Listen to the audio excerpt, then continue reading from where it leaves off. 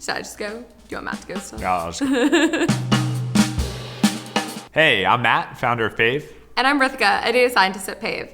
And today we're going to be answering your compensation questions. Okay, let's get into our first question from LinkedIn. What jobs is AI creating?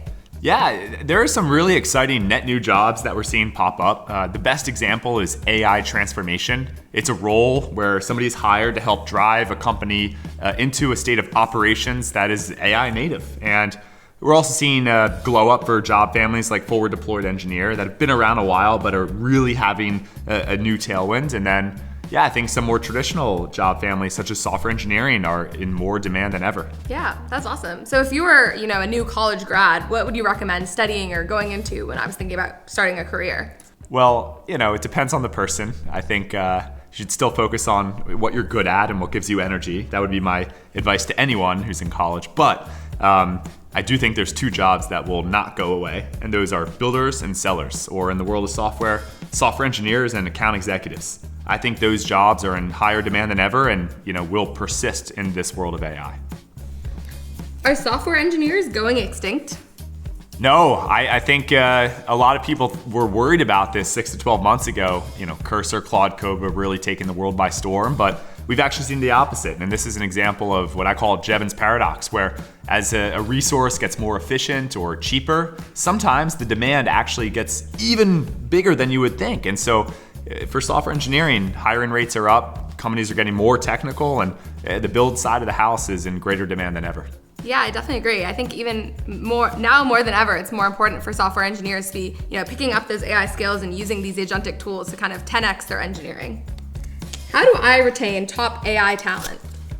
Well, you could always pay them $100 million, but if you don't have $100 million to pay, I think a lot of it comes down to mission alignment. I think if you get people that are genuinely stoked about what they're building and they believe in the future and they feel ownership of what they're building, that's a more powerful force than just money alone. I do think that on the compensation side, though, we are seeing significant premiums for AI talent relative to, other talent at companies. Is AI getting rid of entry-level jobs? In general, yes. It depends by the job family, but take a look at, recruiting, customer support, some traditional entry points into the workforce for tech at least, and we are seeing a big squeeze in those job families away from junior talent where AI is stepping in and able to automate a lot of tasks.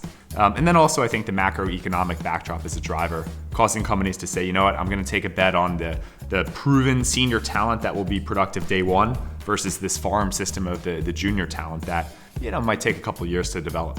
Yeah, and we definitely see this in the data as well, where you see the average age of the workforce on the rise in the past 2 years. What is the hottest AI job in marketing?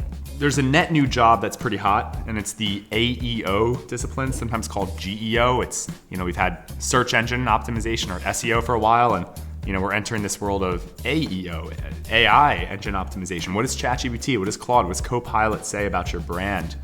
And then I think more traditionally speaking, field marketing, we're seeing a real surge right now. I think there's a lot of AI slop out there, and you gotta rely on event marketers, field marketers to really cut through the noise. Yeah, I totally agree. I think a lot of those traditional marketing functions are just kind of evolving as we have these new AI tools and agentic tools to help. Our last question from your LinkedIn audience. How are the best comp teams using AI today? The number one most important thing is to get all of your data and context into one place. Because if you don't have data, if you don't have the right agent harness, your agents are just not going to be intelligent. And so the very simple way to use AI is just to ask a question to ChatGPT. That is not enough. And so the best comp teams are thinking about this from a data science standpoint. How do we get the data into the same place? How do we organize it? How do we cleanse it such that we can actually fully use AI for multi-step agentic workflows? And kind of what do you think the future of AI in comp teams looks like? I think it ties into this central system of record. You need to build an operating system for comp. Today, comp data is siloed. It's all spread out all over the place. You need to bring it into one place. You need to manage the permissions tightly because permissions really matter in comp. And then, and only then, can you actually unleash the potential of agentic AI. Well, Matt, this has been really great.